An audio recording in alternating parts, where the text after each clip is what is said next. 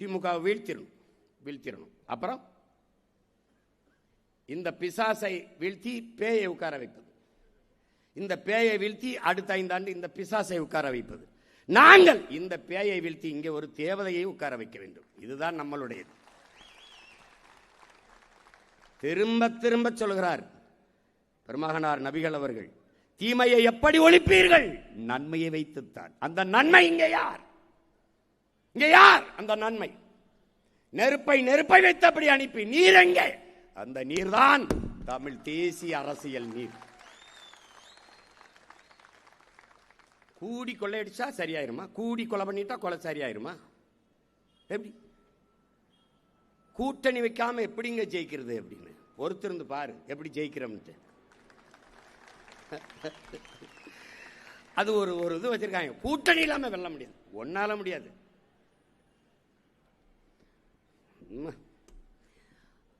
அரசியல் விடுதலை என்று தொடங்கப்பட்டது இந்த இயக்கங்கள் எல்லாம். அரசியல் விடுதலை. பிறகு அரசியல் வியாபாரமாக மாறி நிற்கிறது. எந்த பக்கம் சீட்டும் நோட்டும் அதிகமா இருக்கு, வெளிப்படையா பேரம் பேசுறான். இப்ப பாருங்க, இன்னைக்கு வரைக்கும் அது பேசிட்டு இருக்கான். இந்த காங்கிரஸ் இந்த டிஎம்கே பாத்துக்க, நீ எங்க போனாலும் உனக்கு இந்த வாட்டி ஆட்டினா இன்னாட்டி மரணடி கொடுக்கறனால என்பாரு. நீங்க வா, நீ பிஜேபி வரக்கூடாது, சரி காங்கிரஸ் வரலாமா? எப்படி நீ பிஜேபி எதிர்ப்பிலை காங்கிரஸை புனிதப்படுத்துகிறாய்? விடுதலை பெற்ற இந்த நாட்டை 60 ஆண்டுகள் ஆண்டு நாட்டை சுடுகாடாக்கிய அயோக்கியன் இந்த காங்கிரஸ். என் அப்பா நம்மாழ்வார் சொல்கிறார், மகனே உலகத்தில் எல்லா தீய திட்டத்திற்கும் நீ வேர் தேடி போனால் அது அமெரிக்கக்காரன் கையெழுத்தா இருக்கும். இந்த நாட்டில் எந்த தீய திட்டத்திற்கும் வேர் தேடி போனால் அது காங்கிரஸ்காரன் கையெழுத்தா இருக்கும். எனக்கு ஒரு கொலவெறி இருக்கு, என் இனத்திற்கு ஒரு வன்மம் இருக்கு, பகை இருக்கு. ஏன்? உன்னுடைய 3 கையெழுத்தில் என் தேசிய இனத்தின் தலையெழுத்தை மாற்றி விட்டாய். லால் பகதூர் சாஸ்திரி சிரிமாவோ கையெழுத்திலே எங்களுடைய மலையக மக்களை, பல லட்சக்கணக்கான மக்களை குடியுரிமையற்ற நாடற்ற மக்களாக நள்ளிரவில் இறக்கி விட்டாய் வீதியில். நாங்கள் எல்லோரும் அங்கு இருந்திருந்தால் எங்கள் எண்ணிக்கை வலுவாக இருந்திருக்கும். குடியுரிமையை குடடா என்று சொல்லாமல் இரவோடரவாக நாடு கடத்தி இங்கே இறக்கி விட்டு போய்விட்டாய். அங்க இருந்த தேயிலை தோட்டத்தில் இங்க வந்து தேயிலை தோட்டத்தில் இறக்கி விட்டாய். அடுத்து இந்திரா காந்தி அம்மையார் அதே சினிமாவை கையெழுத்தில் தான் தோன்றித்தனமாக என்னுடைய சொந்த நிலத்தை, வெள்ளக்காரங்களத்தில் கூட அது அவன் கட்டுப்பாட்டில் இல்லை, என் பாட்டனுடைய சொந்த சொத்து கச்சத்தீவை எடுத்து கொடுத்து விட்டேன். என் மீனவ சொந்தங்களின் வாழ்வாதாரம் முற்றுமுழுதாக சிதைக்கப்பட்டுச்சு. கச்சத்தீவு எனக்குன்னா கடல் தூரம் அதிகம், அவனுக்கு கடல் தூரம் அதிகம். நான் எல்லை தாண்டி வாரேன்னு சுட்டுக்கிட்டு இருக்கான், நீ பார்த்துக்கிட்டு இருக்க. இந்த பாப்பியே 2 படகுல என் கொடியை கட்டிட்டு என் பிள்ளைய போயிட்டான், பதறிட்டான். ஒரே மாதிரி உடைய போட்டுக்கிட்டு நான் என்ன சொன்னாலும் கேட்க மாட்டேங்கிறாங்க. அவன் என்னை விட திமிரு பிடிச்சவங்க. அந்த கச்சத்தீவை சுத்தி வந்தவன் சீமான்ங்கிறான். சீமா இல்லடா அவன் போல். அப்ப நான் சீஃப் மினிஸ்டர் தமிழ்நாடு முதலமைச்சர்னு உட்கார்ந்தனா நாடு நிலைமை என்னன்னு வார் நீ எப்படி இருக்கும் பாத்துக்க, நீயே வச்சுக்கன்றான்.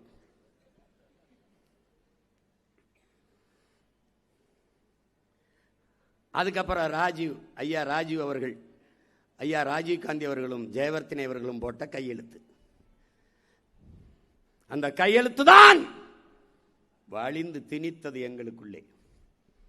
அதை என் தலைவன் ஏற்க மறுக்க நீ அமைதிப்படை என்கிற ஒரு அநீதி படையை, அழிப்பு படையை, பீஸ் கீப்பிங் போர்ஸ் என்கிற பீப்புள் கில்லிங் போர்ஸ் அனுப்பி என் மக்களை கொன்னு குவிச்சிட்ட. அதிலிருந்து தான் என் இனத்தின்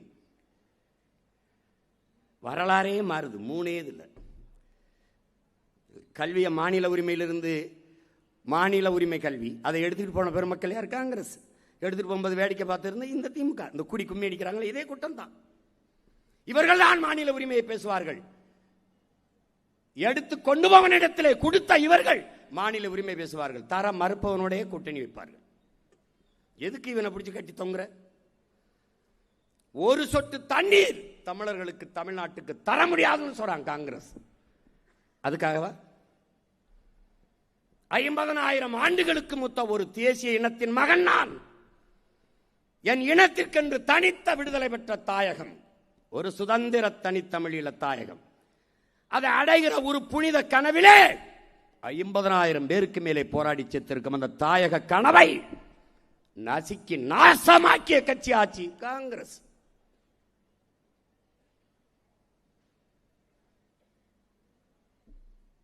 அதுக்காகத்தானா இந்த நிலத்தில் இருக்கிற நச்சு திட்டங்கள், ஸ்டெர்லைட், அணு உலை, மீத்தேன், ஈத்தேன் எல்லாவற்றையும் நட்டது யார்? அதே காங்கிரஸ் கட்சி ஆட்சி. அனுமதித்ததார்? இந்த திராவிட கட்சிகள், 2 கட்சிகள். இவர்களுக்கு தெரியாம அணுவுல வந்து நட்டு போயிட்டானா? முதல்ல அணுவுல எங்க வந்தது? கேரளாவுக்கு. காங்கிரஸ் தான், அதே கம்யூனிஸ்ட் தான், 2 கட்சி தான் இங்க மாறி மாறி. அவர்கள் அனுமதிக்கல. ஏன்?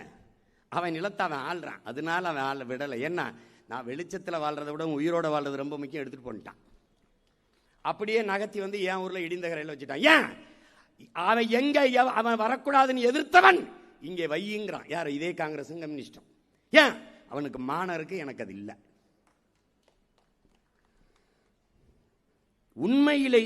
உண்மையிலேயே மான ரோசம், சூடு சொரணை, சோத்துல உப்பு போட்டு சாப்பிட்றோம், நல்ல ரத்தம் ஓடுது, மான தமிழச்சி மாறலாம், நம்ம எல்லாம் பால் குடிச்சிருக்கோம்னா ஒரு சொட்டு தண்ணீர் தர முடியாது என்று சொன்ன காங்கிரஸ் ஒரு சீட்டு உனக்கு கிடையாதுறான்னு தோக்கடிக்கணும்.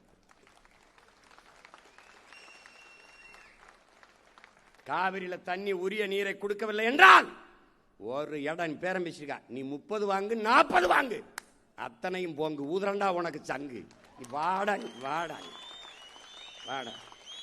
டேய், இது ஆண் பெண்ணுலடா, அவ்வளவு புலிடா, வீர புலிகளடா.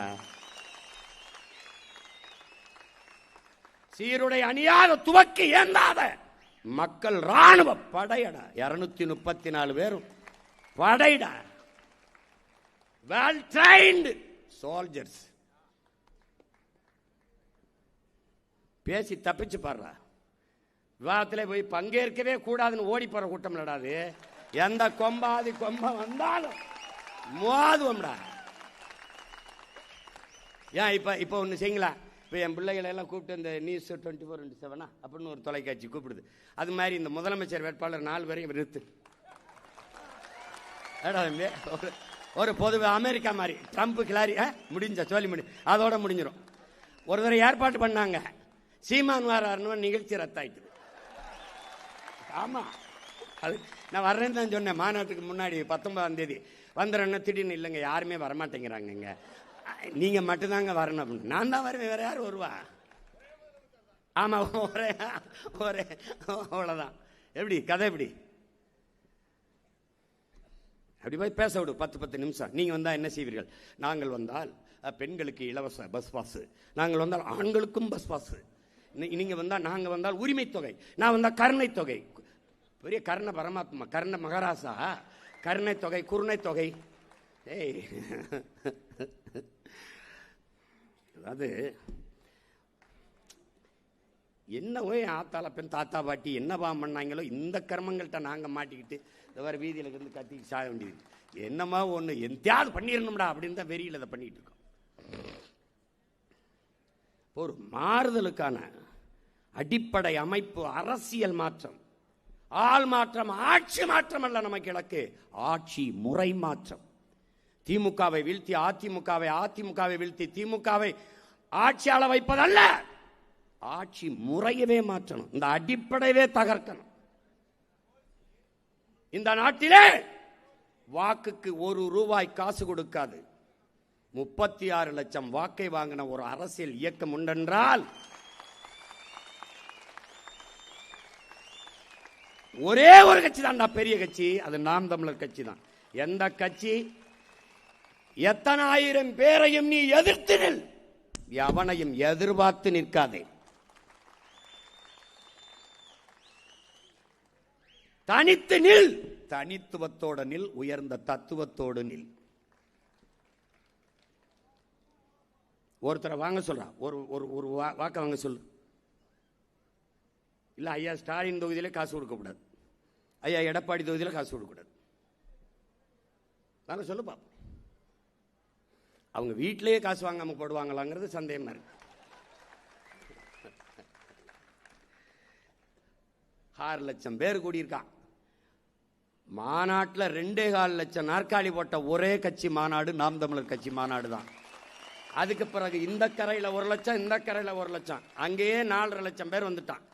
இதே மாதிரி மாநாட்டு திடலை விட வெளியில் அதே மாதிரி கூட்டம் 6.5 லட்சம் 7 லட்சம் பேர் கூட்டிட்டான்.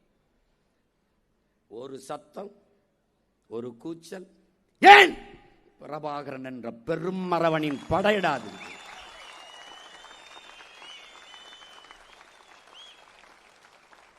அதிகபட்சமா கத்திருந்தா என் பிள்ளைகள் அந்த ஓரத்தில் திரும்பி பார்த்தேன். அது கேரளாவிலிருந்து வந்தவங்களாம்.